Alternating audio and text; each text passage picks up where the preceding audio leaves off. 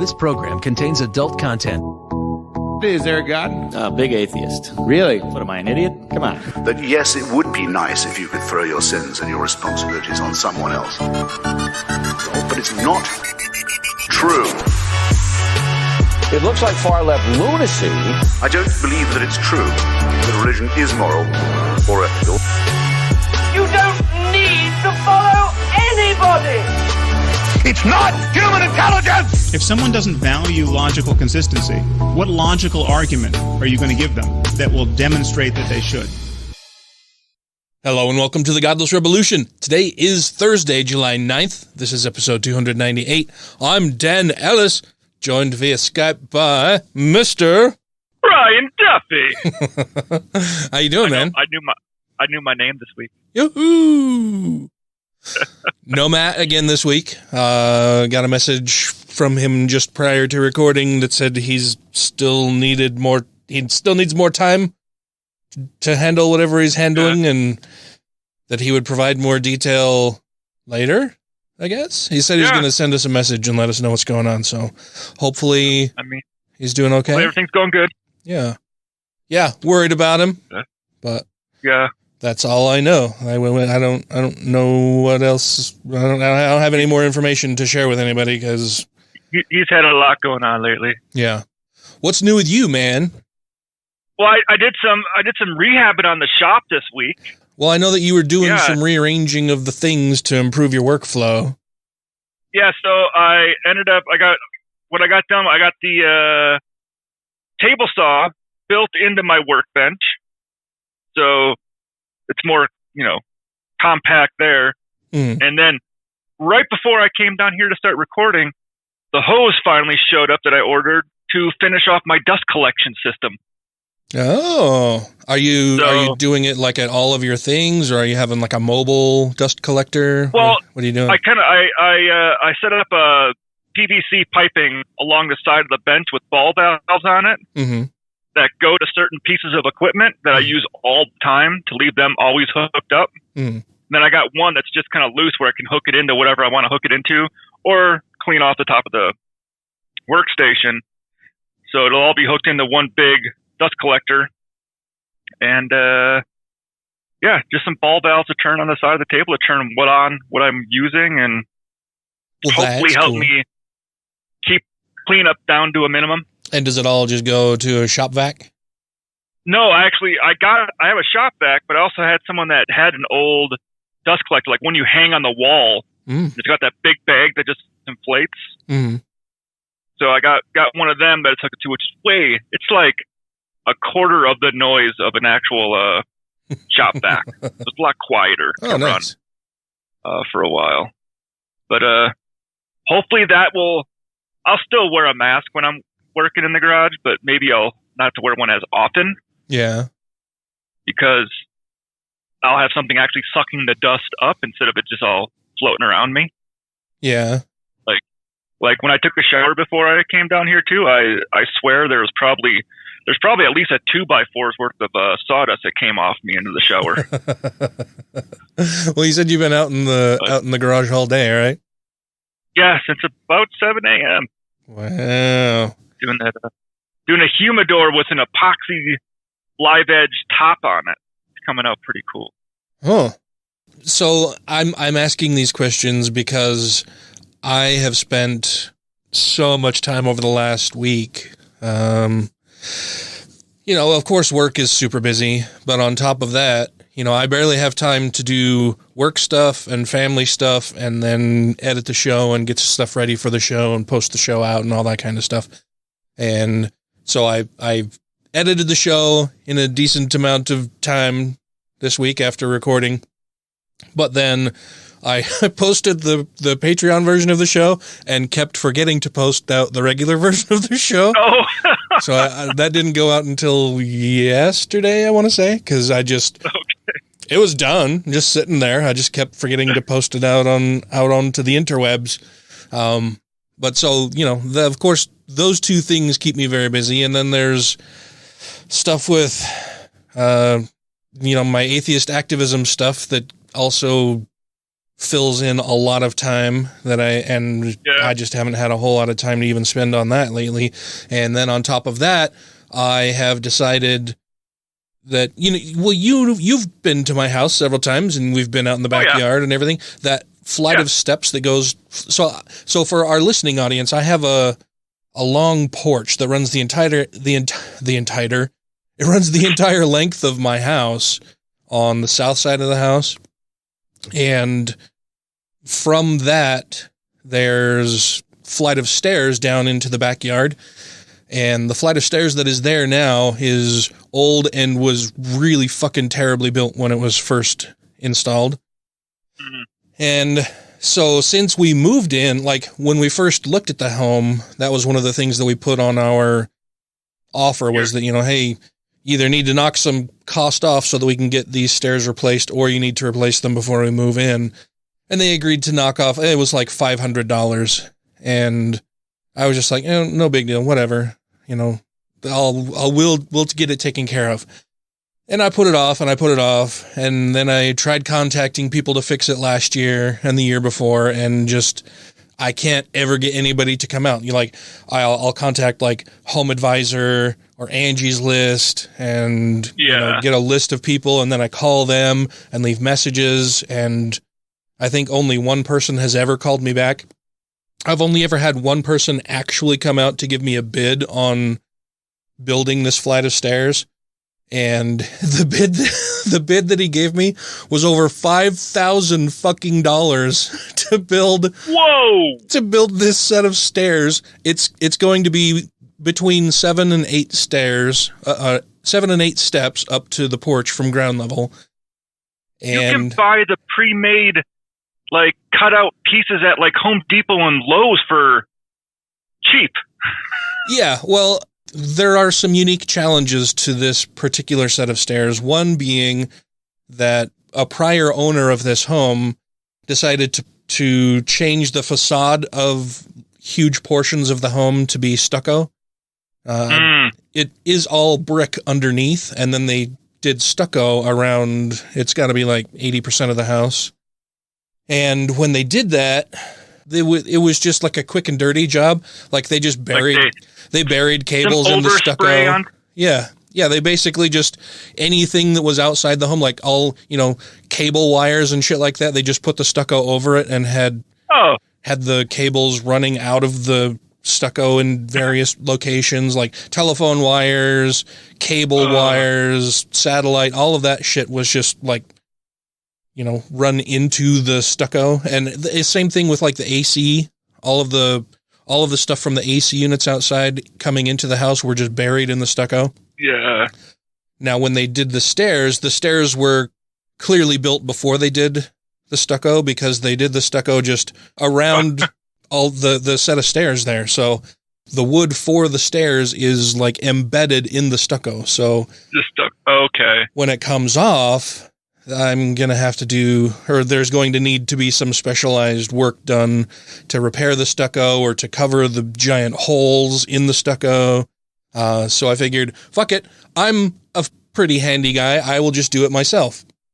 The problem that I have there is that when I divorced my ex-wife, in trying to make the transition as easy for the kids as possible, I was awarded custody of the kids initially because she had or has a boatload of problems. And so the kids were living with me and she was living in the home right behind us.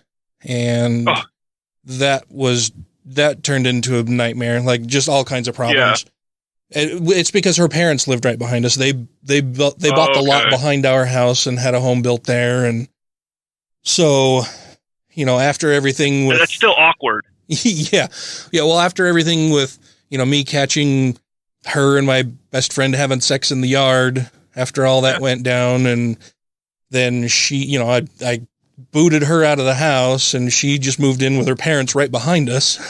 And did she get a U-Haul truck to make the move? No, just that would have been funny. Left most of the stuff in the house. Well, and it was a sudden thing, right? Like I catch her and he and I get in this giant bloody fight. And like I kick her out of the house that night, and it was tons of drama for a very long time. Long story short, when I finally, I needed to move out of there because it was just too much, right? Yeah. And so I moved with the kids to a different house. And when I moved, in order to make it as easy on the kids as possible, I moved all of their stuff. I had a weekend to basically move everything in the house pretty much by myself. I had a little bit of help from a couple friends. Yeah, my best friend wasn't around anymore. So I had some help from a couple friends, but mainly it was just me packing everything as fast as I could, putting in the truck and moving it, just into my shitty old truck that I had and moving it a truckload at a time. And like I say, in order to make it as smooth for the kids as possible, I moved all of their stuff and got all of their stuff set up in the new house while they were gone over the weekend. And then just figured, I can go back for my stuff anytime. But I wanted to make sure that when the kids came back from staying with their mom over the weekend, that I had their bedrooms. They were comfortable. Yeah, all of their stuff was there. Their rooms were all set up. Their beds put together. All of the stuff in the new house is put away. And, they're just moving to a new house and it's all there. They're not going to have to work to set up their rooms or, sift through or sort through boxes and try to find shit. And, I figured I'll just take the clothes on my back and a few changes of clothes and a few other odds and ends and leave most of my stuff there. Anyway, so I get all their stuff set up and, they come back, we spend the week together, whatever. And I go to the house to get my stuff a few days later. I think it was Tuesday or Wednesday. And apparently on either the day that my ex brought the kids back to the new house or the next day, she called a locksmith and had them open the house because I changed the locks on the house. So she called a locksmith, told them, this is my house, had them get into the house, and then she stole all of my shit. My clothes, my shoes, all of my tools, all of my tools, everything that was out in the garage, she took. And gone. All of those are now property of her current husband. It really sucked for a long time. I'd go over and pick up the kids and see all of my tools hanging on his garage wall. And, very obviously my tools because they have my name engraved into the wrenches and shit. So my problem in replacing the stairs is that I have to buy all of my tools again.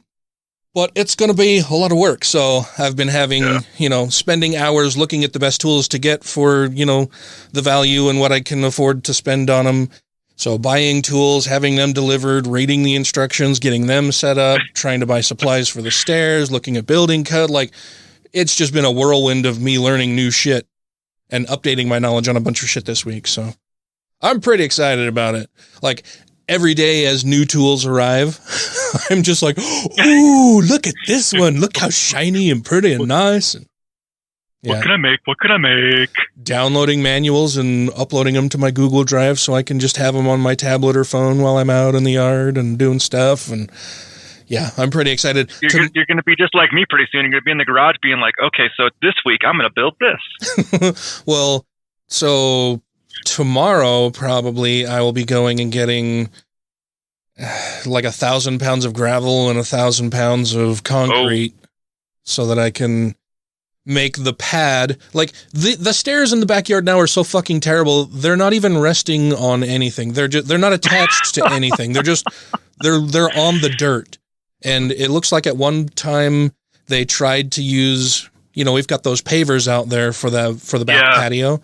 And it looks like they tried to use some of those pavers to put under the stairs or to have the stairs rest on those, but they didn't install the pavers appropriately. They didn't put anything under them. It's just so the stairs, you can lift them up and move them left and right. I found that out just over this last week. Well, how are these even attached to anything? And the answer is that they're fucking not. They're not. Yeah.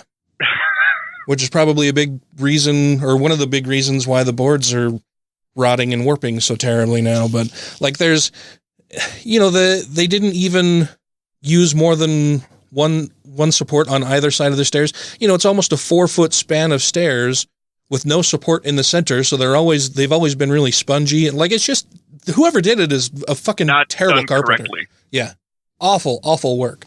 That's what I'll be doing this weekend, is buying the materials, and maybe if I can get the stairs dismantled and buy the materials and get them home and excavate, maybe I'll pour some concrete this weekend, but I doubt it. It'll probably be next weekend. And I'll be at work where it's supposed to be triple digits. Uh-huh. Yeah, that's the other thing that's going to be fucking awesome about doing all of this, is that, I'll be doing it at the end of July in Utah with temperatures in, near 100 or over 100, I'm sure. The thermostat at work last week hit 100 degrees. Yeah, I think the high today with like was 97 here. humidity. Yeah. Not bueno. So, but I don't know. It's fun. Like, I haven't done any construction projects for a little while, so I'm kind of excited about it. Bought a bunch of tools, a bunch of new stuff, new toys that I get to play with. And, and then, like, even by having to buy all of these tools and all of these materials, I'm still going to come in at less than half of what I was quoted to have somebody else do it for me. So, and you get to keep the tools. Yeah, and then I have all of these great new tools, and so I've been, piecing this all out and figure that I'm going to turn half of the garage into a workshop. So it's going to be fun, man. I'm looking forward to it. I haven't done woodworking for a while, and I miss it. So I can teach you how to do dovetail joints. Oh yeah? I've been getting really good at them. Well, welcome to Woodworking with Ryan and Dan. Should we? Yeah, if you guys haven't noticed, we've changed the show around a little bit. Should we talk about some news and atheism stuff after this? Okay. All right, we'll do that in a minute. I blame Tribulation Trump because he's a demon. Yes. This is Phil Ferguson of the cleverly titled The Phil Ferguson Show, and thank God you're listening to the Godless Rebelution. Thank you to everybody who has rated the show on iTunes and Stitcher and are following us on YouTube, Twitter, and Facebook. And to all our Patreon patrons, you make the show possible. Holy shit, Ryan. I didn't do it. So I was looking at the coronavirus numbers globally and here in the United States. And I know that, I've been super busy over the last week, right? So I haven't been on social media very much at all over the past few days anyway. It's still shit. And I've been listening to the news in fits and starts here and there, like between little things, like while I'm at lunch or, listening to podcasts while I'm in the shower or whatever. And so I know that our coronavirus numbers have gotten way out of control, right? They're ballooning all across the United States. And it's not because we're doing more testing. No, it's not just a question of testing, because I was watching the news last night, I think during dinner, and saw a report about Arizona and that their percentage of positive tests is ridiculously high. It was like 28% or something like that. Like 28% of the people who are being tested, or even more than that, are positive for coronavirus. And I think Arizona is one of the states where they said that they've increased testing by like 130%, but they're getting like a 1,000% increase in patients. Well, and their numbers right now are worse than at the peak of New York's crisis. Yeah. Right. So as bad as things got in New York, things, months ago, things right now are worse in Arizona than they were in New York. And Arizona doesn't have the same population density that they had in New York. No. And I was blown away. Like, how is that a thing? Especially in a state during the middle of summer where, prior to the summer rolling around, Trump and all of his crony dipshit motherfuckers were saying that, oh yeah, once the warmer weather rolls around, this is just going to, go away. It's all just going to magically disappear. It'll be gone. The warmer weather will help keep it at bay. Can you imagine if the weather were colder? I mean, is that even a thing that we should think anymore? That like warm weather will help stifle kill the spread of the virus? No. Because it sure the fuck hasn't happened in a lot of the states currently, right? It's worse now than it was then. I even said when people were saying, yeah, we'll also die off in the summer, it's like, this disease came from bats who usually run a fever. Like, they have high body temperatures. So it's not dying off in them. It came from them, and it did quite well in hot body temperatures. Seems to be doing pretty well in warm temperatures here in the U.S. and across the rest of the globe. Yeah. So I was like, that notion's dead in the water. Yeah, well, fuck, I mean, I guess at this point we can only hope that idea is a failed idea, because if it is still true and we're still seeing spread like this, can you imagine how fucking bad it's going to be in the fall and winter? It's going to be worse. Like, holy shit. I can't imagine how awful things will be, especially when we have such ineffectual and weak leadership at the highest levels of our government, right? So I was looking at some of the numbers the other day, and I realized that the United States coronavirus problem is the worst. We're the worst country on the face of the fucking planet for dealing with this, right? Because we have the worst leadership. Yeah. The United States is number one in something finally again, and it's for having the worst numbers for the coronavirus. We're number one at having the shittiest record as far as making sure our populace isn't infected with this often deadly disease, which make America great again. It's been 3.5 years of a fucking clown show. And the way in which he's made America great again is to make it the worst. It's the fucking worst place to be right now for the virus. He wants to make America great again like 1918. So before we started recording this segment, we just started looking at some of the numbers, right? So the total population of the world is right around 7.6. It's between 7.5 and 7.8 billion people on the face of the planet, depending on what source you're looking at. I am looking at what site was that I pulled it from? It's census.gov/popclock. Mm-hmm. And this lists the population for the United States and the world population. It says right now the world population is 7.662 billion people. The U.S. population is 329,925 people and change.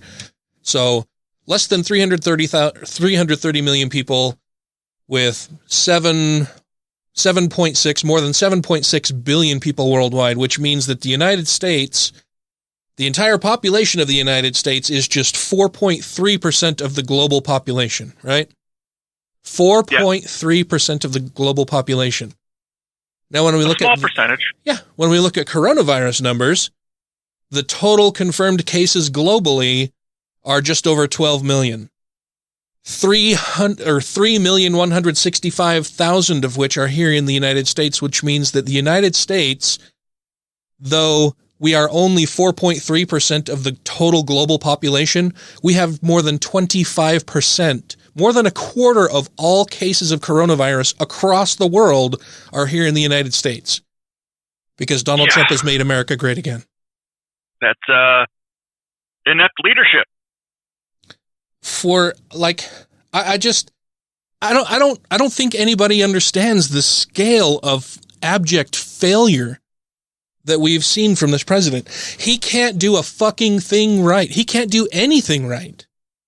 Except be an asshole. Well, he keeps the notion of, well, we gotta be positive, gotta stay positive, stop being negative about this. If you keep reporting those numbers, that's just negative. It's like, yeah, it's not a good thing. I mean, if the object of the game were to kill as many of your citizens, to kill and infect as many of your citizens as possible, all while inciting racial hatred and division, he'd be world champion. You know, Bolsonaro would come in second, followed by, I don't know, maybe Putin, maybe What's the name of the dude in the Philippines? Oh, I can never pronounce his name. No, I can't remember what it is. He's a huge douchebag too. But yeah. I mean, as far as having the worst fucking result across the globe, the U.S. is unparalleled. We are so much worse than any other country right now on the face of the planet as far as our handling of the pandemic. And we're not getting any better at it. No. I remember about 2 months ago where Trump was like, oh, yeah, we won't even hit 100,000 deaths. Yeah, they're saying, it might be 30,000 might be between 60 to, upwards of maybe 80,000 deaths. And of course that was revised after he had initially said, I think like 30 or 40,000. Then of course he doubled that. Just like religion. Yeah. You got to keep pushing it. Once it's like, oh, we've hit that boundary. So what I actually meant was this. Yeah, the world was supposed to end yesterday, and it didn't. I received a new revelation that it's going to occur sometime in the next 5 to 500 years. Yeah, my math was off a little bit. I couldn't get over, like when I saw this on the news last night, that we have more than a quarter of all coronavirus cases here in the United States. Out of all of these other hugely populated countries, out of China, India, all of these other countries that have massive, massive populations of people packed in super densely with terrible, terrible health systems. And the United States is held up as this beacon of our health system is the best in the world. Our government is the best in the world. And look at where we are now with the virus. Yeah, countries are looking elsewhere to world leaders. You're to new superpowers. As far as the virus is concerned, you're safer living in a shack in India right now than you are living in the United States. Holy shit, dude. I don't understand how more people aren't just out in the streets raging about this. That we have the very worst record on this. They're smart enough to stay inside and be away from this. Oh, yeah. Well, but then I can't understand how there is even a single person anywhere on social media commenting on anything trying to defend that we shouldn't be wearing masks, we shouldn't get vaccinated, we shouldn't socially distance, we shouldn't try to stay isolated as much as possible. Like, do they just... Those people are all over the place, especially after that stupid fucking plandemic thing came out. Yeah, people are just dumb. Republicans we've allowed... It's not just that Republicans are awful. Everybody else has enabled Republicans to be as awful as they are and to make our population as stupid as it is. Americans are painfully fucking stupid about so many different things, the virus and vaccinations being right at the top of my list right now for the predicament that we find ourselves in, right? For as awful as things are now, it's because people are so fucking stupid about it. Well, I have some good news for you, Dan. What's that? Since we don't want our people to be stupid. Well, preferably, sure, yeah. I'd much rather that we had a well-educated populace. Yeah, it would make things so much easier.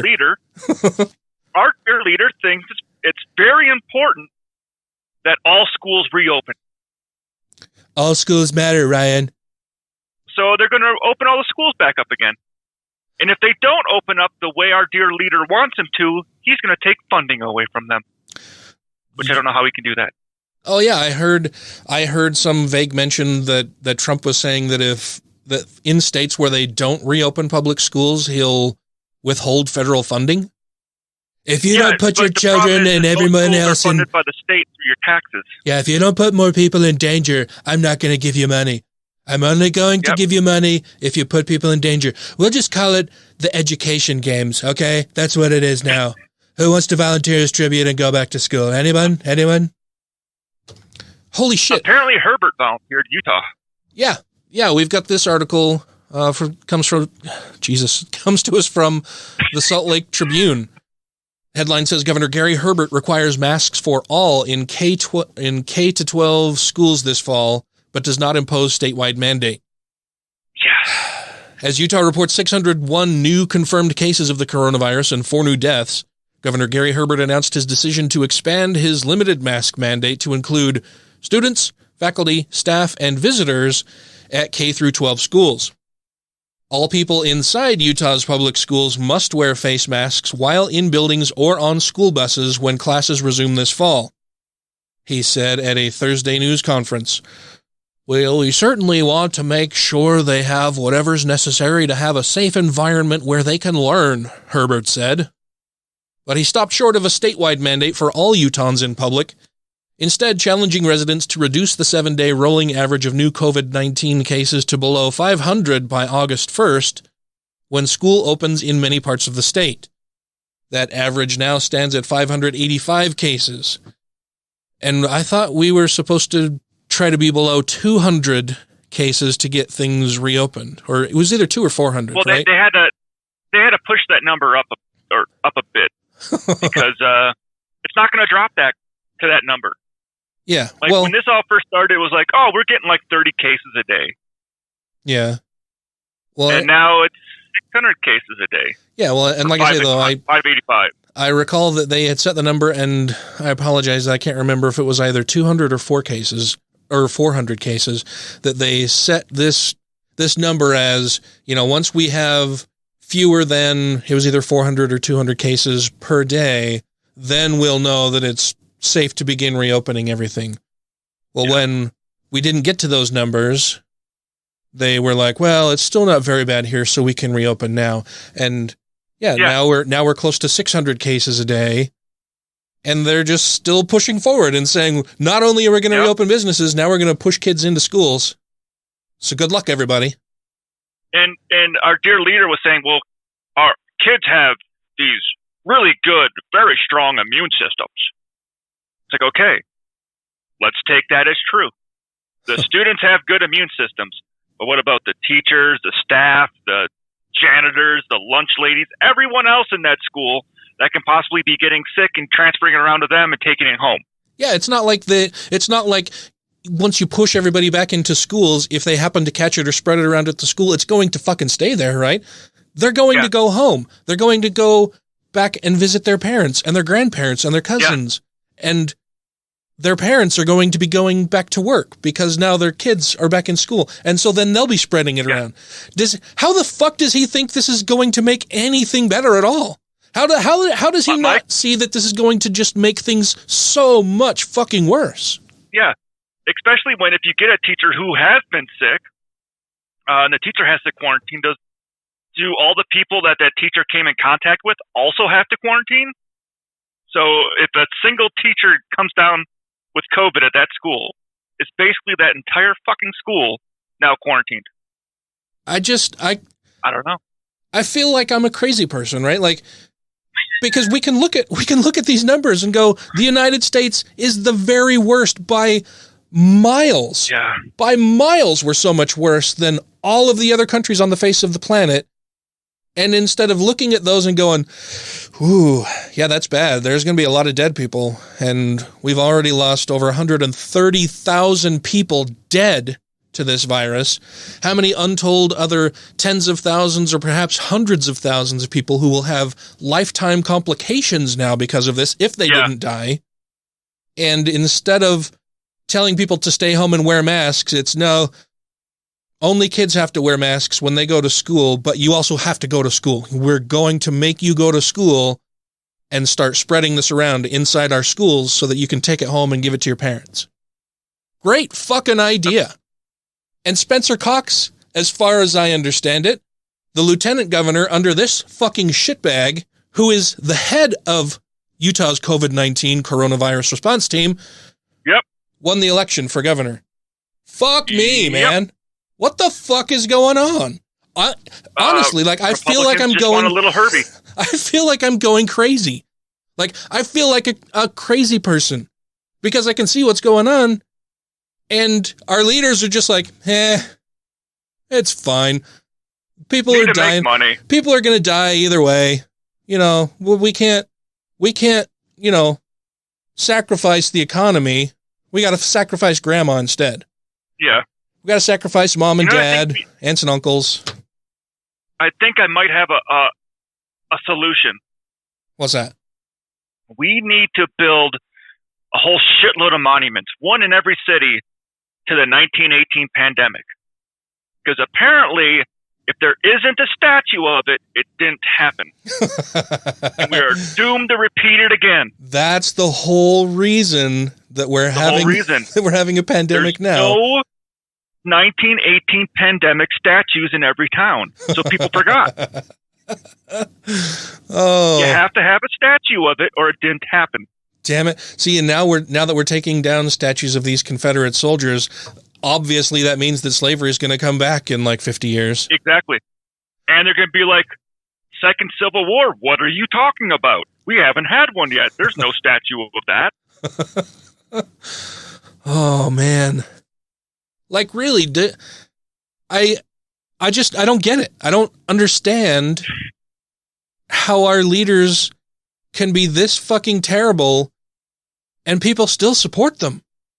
I think they're just going with our standard economic platform, which a lot of people seem to agree with, which is profit before people.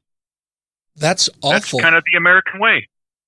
That's awful, right? I mean, and we're seeing this from right-wing conservative religious type people, right? The ones who say that they care about humanity and people, and religion is this good and wonderful source of spreading joy and happiness and redemption to everybody, and letting everybody know. Have you heard the good news? The good news about Jesus? That Jesus is going to save us all? He's going to be at Chick-fil-A tonight. He's going to, make our country the very worst as far as coronavirus cases and deaths, but after that, maybe he'll save us all. Maybe. Yeah. If we just sacrifice enough people to appease him and keep our economy strong, then maybe he'll save us. That's what's going to happen. We just need to pray harder and go back to work and school and be careful. And then Jesus will save us. I look at conservatives have been brainwashed to think that, how do I put it? Like, raising the minimum wage, that's a bad thing. It's bad for companies. Yeah, but it's good for you. Or healthcare, no, that's bad. That's bad. We don't need that. Well, no, but that's something that's good for you. Like, you've been brainwashed to think that corporations need to be this big, thriving, fucking giant thing. And as long as they're doing good, you're going to do good. And vote against everything in your best interest and always in the best interest of the super wealthy in this country, because they've brainwashed you to think that if they're doing good, you're doing good. But you never see it happen. Trump's sexual obsessions may destroy the earth. We should be running down this horrible little dictator. But the point is that the president has small genitals. And if you think we have a horrible demonic creature, you better think again. I'm Bryce Barkenagel. Have you ever wondered if Joseph Smith was drugging the early Mormons? Turns out it might be possible when you have a fantastic congregation that is witnessing angels floating around in the rafters and think that the temple is on fire and they're running out in the snow and writhing around on the ground naked. Yeah, as it turns out, drugs might be the best explanation. Be sure to check out my Sunstone Symposium presentation on the Joseph Smith entheogen theory by punching that into any YouTube browser. And thank you so much for checking that out, and be sure to check out the Naked Mormonism podcast. This is the Godless Rebelution. If you have questions, comments, concerns, compliments, corrections, criticisms, or concepts for content, contact the show via email at godlessrebelution@gmail.com, by text or voicemail at 330-81-REBEL, or Twitter the Twatter at TGR Podcast. Thank you! So what was it? Was it 2 or 3 weeks ago that I had watched his briefing and then had made a bunch of comments on it?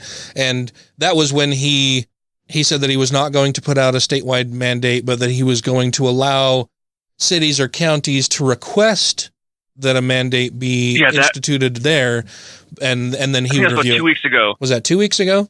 So I think it was about 2 weeks ago. So 2 weeks ago, he refused to do a statewide mandate, but allowed Salt Lake and Summit counties to institute a mandate.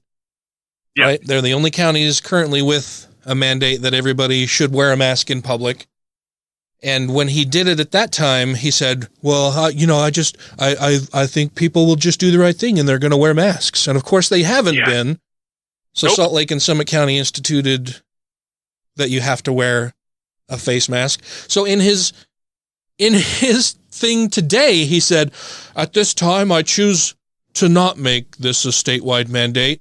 I'm going to give the people of Utah the opportunity to show what kind of people they are. Motherfucker, they've had that opportunity for months now, and our numbers keep going up. Do you think just you magically getting behind a podium and saying, well, come on, everybody, you really should use them? Do you think that's going to fucking change anything? They've been hearing that for months now. It doesn't fucking matter. Because people like him, people like our governor, people like the president, people like our governor who is supporting the president, don't fucking care. They have convinced people that it's not a big deal, that it's not much worse than the flu, that masks don't do anything, that vaccines are terrible and dangerous. And it's just getting worse. They have educated people to be fucking stupid. They've taught people to be stupid. The one thing people in Utah and the rest of the United States have learned over the last 20 years is to be stupid. Yeah. They keep handing a toddler matches, and the toddler keeps burning the house down. But you keep giving him matches to see if you'll be responsible this time. Matches don't burn houses, Ryan. People burn houses. Yeah. God. And irresponsible people. Oh, man. I honestly just don't fucking get it. I'm going crazy. I'm out. I'm done. Gonna go somewhere else. Seriously, man. I mean, we can go to Canada. Canada's doing really good. The article Europe's numbers are way down. Well, the article continues and says the Republican leader had previously mandated face coverings at all state-run buildings, including liquor stores and offices of higher education. He has also granted permission to officials in Salt Lake, Summit, and Grand County apparently is also has a mask requirement, as well as to leaders in the southern Utah town of Springdale, the gateway to Zion National Park. The state will be offering $1 million in grants to produce public service announcements to encourage mask use, Herbert said. We're saying we're at this crossroads. We're at a place where we can control our destiny and not rely on a mandate, he said. Herbert said all 41 school districts in Utah must develop a plan with some flexibility to support mask wearing and regularly clean and disinfect their schools. He acknowledged it will be more difficult to get younger grades, such as kindergartners, to wear masks. Fuck me. Yeah. He said educators will be asked to find the best ways to carry out the order. He's the governor of the fucking state. He's the one forcing people back into schools. And then not only is he forcing them back into schools, he's forcing them to come up with a solution on how to do it safely. Fuck him. What a fucking prick. My God. Yeah.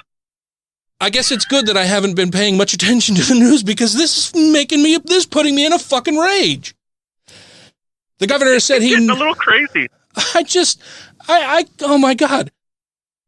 The governor said he now believes that the state made a mistake in its planning for coronavirus restrictions in that we identified by the four color coding of red, then orange, then yellow, then green.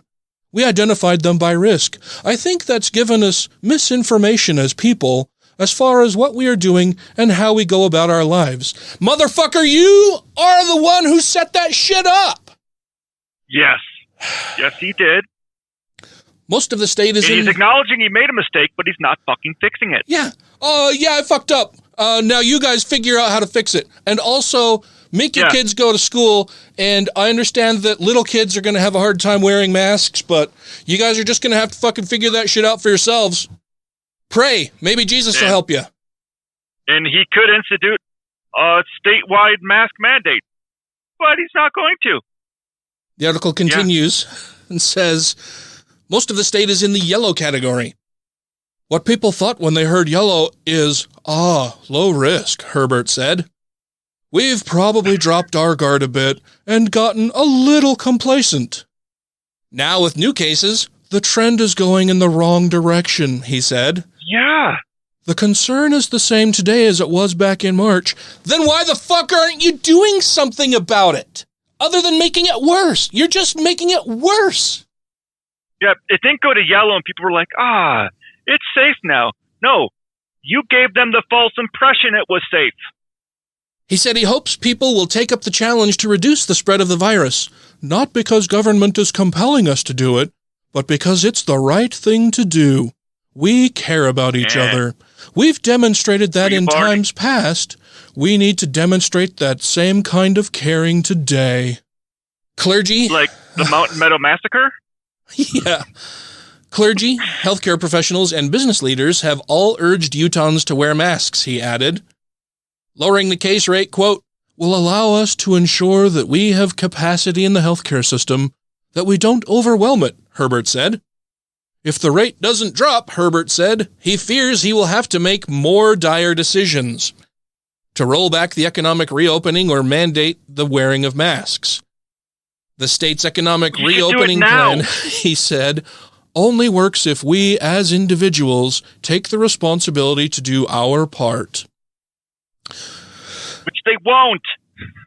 If the average case rises above 800, Herbert said, the state may have to restore restrictions. So if it's more than double the number that we previously required to reopen, then maybe we'll go, then maybe we'll ease off on reopening and you know, start making some other dire decisions versus the ones that are just, you know, having people die now. Yeah. When we reach that number, he'll push it to 1,000 probably.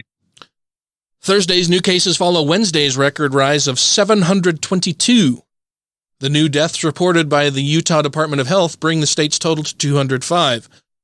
Last week, Herbert had broached the topic of requiring masks in public places statewide after a continuing spike in new cases since Memorial Day. Health experts say that masks are one of the most effective ways to slow the spread of the virus. Hospitals in the state are also have pushed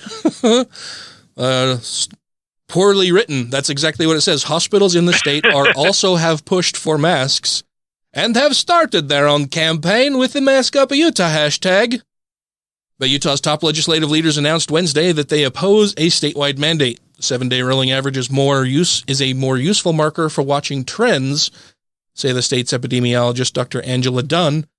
The current positive rate of tests is 9.9%, she said.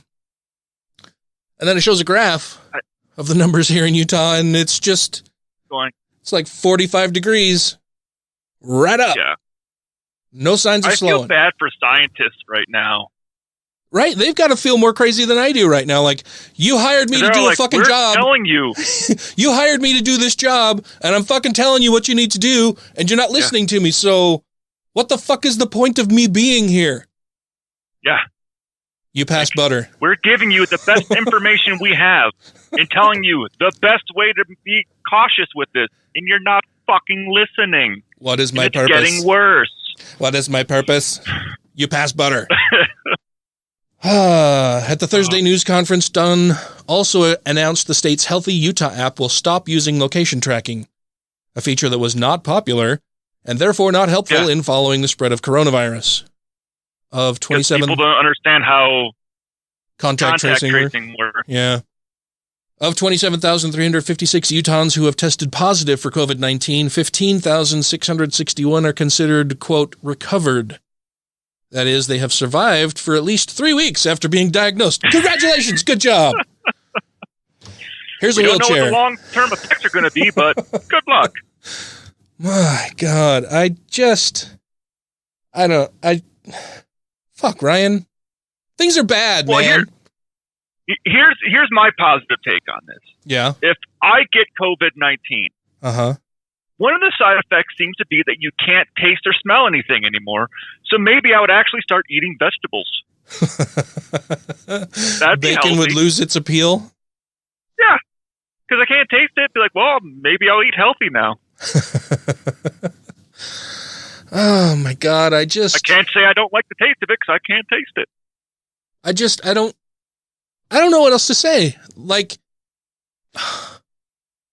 we have a monster in the White House and people are following his lead. The world is fucking terrible. And it doesn't seem to be getting any better.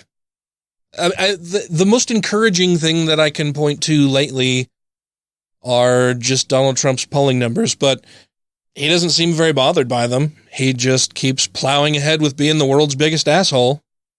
Well, he did go a little irate today. Oh, yeah? Yeah, because the Supreme Court ruled that his financial filings could be given to that case against him in New York. That's been going on since before he was president. Uh-huh. It had a 7-2 decision.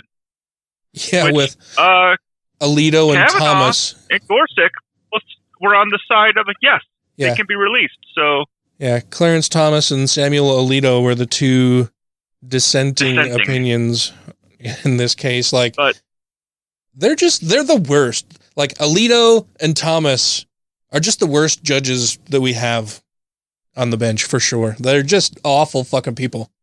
And dumb. But I still find it funny that the people that Trump put in there that he thought would be on his side of everything haven't been on his side of everything. Which, well, he's just made it so difficult for them to be on his side, because he's not even just a little bit wrong about something, right? Like, he's rewriting or trying to rewrite the way our country operates and has operated since its inception. Yeah. And it's not in a good way. Like, they're not positive changes. They're all glaringly, horrifyingly fucking awful things that he's doing. Yeah. Which makes it that much more difficult for them to try to agree with him and work with him on different things, if they want to try to maintain any semblance at all of being arbiters of justice and law. Yeah. I mean, because part of the SCOTUS decision says the president is neither absolutely immune from state criminal subpoenas seeking his private papers, nor entitled to a heightened standard of need. So, yeah, they basically told him, you are not above the fucking law. But we're still going to do what we can to protect you by not really, making this decision by ourselves. We're just going to kick it back down to the lower court. I'd say they were right, but the one issue is we won't know what's in there probably until after the election. Right. Because this is going to a grand jury, which will be kept private. Yeah, and there will be a lot of political wrangling and delays and all of the other bullshit things that go on with this administration. I don't think they can delay this any longer. Well, I think this was his last major delay. This started last year. Yeah. This decision right here. Yeah. As far as I'm reading this, the grand jury can now get the information they requested and continue on with the case. Yeah, but those records won't be made available to the public until well after the election. No, but could possibly the grand jury come to a decision before the election and bring charges forth? Even though we won't know what was in the financial records. Could they actually bring charges forth before the election? That's a good question. I do not know the answer to that. I will be tuning into Serious Inquiries Only and Opening Arguments. And Orderless? Opening Arguments. That is the name of their show. My God. Oh, yeah, that one. You mentioned that one quite a bit. Kind of like when you start a case and each side has their opening arguments. Uh-huh. It's a legal show. And Andrew and Thomas are awesome. Andrew is a brilliant legal mind, and he breaks things down very well and explains things very well. And Thomas asks a lot of great questions. It's a great show, and then I'm sure they'll break it down and share a lot of great information about it and explain it to us all the rest of us non-lawyers about how this may have been good or really bad or somewhere in between. But the world's gone crazy, man. That's why I spend all my days in my garage in my happy place woodworking. Well, yeah, I've been super busy. I've been all consumed with, planning this project and with work and everything. And so I just haven't had time to pay much attention to the news or be on social media for the last week or so. And it's been nice. I've felt better mentally. I'm not less stressed. Yeah, I'm less stressed. I'm less angry. I'm tired of it. And like, even trying to prepare for this show that I love doing. I love talking to you and Matt when Matt's available to join us. Hopefully he's doing all right. I miss seeing you guys, but you know, this has traditionally been a little cathartic session for me once a week that, you know, I can just come down into the basement and hang out with you guys and we rant and rave about, you know, religion and politics and how everything is terrible.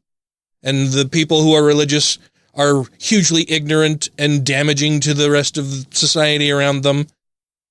And with all of the things that have been going on with the virus and politics lately, like my atheist activism and thoughts around all of that have been so subordinated to everything else that's going on politically and health-wise that it almost seems silly to come down here and talk about what religious people are thinking and doing, because it's like they're not, you know, right now the ones who are causing the most damage to anything in the United States. Right now, it's politics and ineffectual leadership from the very top and our stupid goddamn populace. Yeah, but the religious groups certainly aren't helping. Well, yeah, and it's and certainly, you know, religious beliefs and all of the beliefs that stem from having a religious belief lead people into believing this horribly stupid bullshit, you know, to not understanding or believing science because their religious leaders tell them that it's wrong. God will fix and save you. You know, religion along with Republicans and their pushing of religion and support of religion has led people and the world to where we are now, led our country to where we are now, with more than a quarter of all cases on the planet being located here in our country, though we only represent just over 4% of the total population of the planet. Yeah. It's nuts. But that'll wrap things up for us this evening. I'm just frustrated and disappointed and mad and sad, and I don't know, I feel like I'm not in a very good headspace right now, man. Like I was feeling good until I started looking at the news today after not really paying a whole lot of attention to the news over the last few days and then paying quite a bit of attention to it in preparation for the show and while we were recording. And it just I'll pay you a visit this next week and make you feel better. That'd be great, Ryan. You just got me a little sideways, man. I think what it is more than anything else is realizing that I was too much of an idealist. I was too Pollyannish about stuff. I had this belief for so long that people were basically good. Most people are basically good. And I still think that is true. Most people are basically good.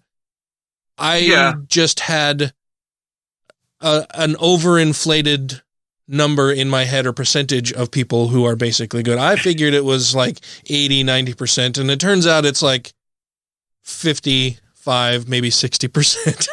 It's still a majority, but just barely.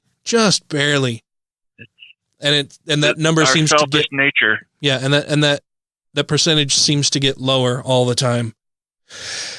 And now I'm just making myself more depressed about it.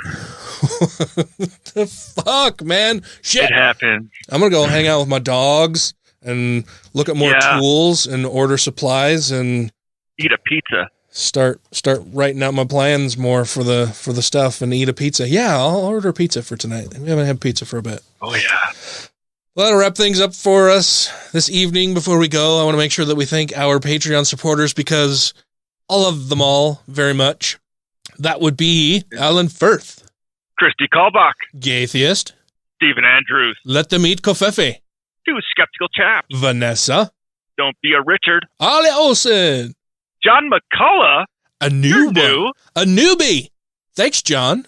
Welcome aboard, man. I was really excited to see that we got a new patron during the COVID and when we're not pumping out shows as regularly as we were and sound quality's not as great and our topics are all over the place and I'm scattered and feeling really terrible.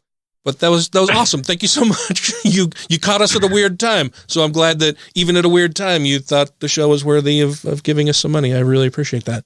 Thank you. Utah Outcasts. Wesley Aaron. Andrew Vodopich. Jeff Peterson. Jeremy Goodson. Oh, wait. Yep. I missed one in there. Now, do you know where you are? Or you? Megan Mitchell. Yeah. Tim Jacobson. Janet Uter. Savita Kuna. Taylor Grin. Purple Dragon. Captain Samples. Corey Ebert. Nico Gonzalez. Freethinker 215. And Freethinker215 also is listed as a patron under Martin Prince and Sherry and Terry support the Secular Student Alliance. So you may want to fix that. If you need us to refund you, if you were charged accidentally because you're listed twice, let me know and I can refund you whatever, and we'll get that taken care of. Also, thank you very much, Freethinker215, for sending us a pledge on PayPal, which led me to actually finally create a PayPal account for the show. So you out there in the listening audience, if you would like to contribute gifts of money to us because you're awesome and think that it may improve my mood. You don't like Patreon. Yeah, and you don't like Patreon or anything else, you can now send us money through PayPal by using the GodlessRebelution @gmail.com email address to find us on PayPal and send us money. And you can set that to be recurring if you would like. Also, I understand there are various ways and things that you can do with PayPal, but I don't know if I need to set anything up for that. I know that I set up a PayPal account with that, and the people can send us money there now, and I will have to look into it a bit more. But that's an available option for people now if they would like to do that. if you are listening right now to me rambling about it and can see that I clearly have no fucking idea what I'm talking about, it would be awesome if you could shoot us an email with more information or tips and tricks and like a beginner's guide to PayPal 101 for dummies like Dan to get that all taken care of. Thank you very much in advance. Thank you all very much for listening. Thank you for joining me, Ryan. I hope you enjoy the next few days at work. I hope they're not too busy or hot for you. Well, they're going to be hot, but hopefully not busy. We're still in quarantine. Yeah. And so until next week, crucify people who try to rob you of your vote. Leave us a review and fucking vote.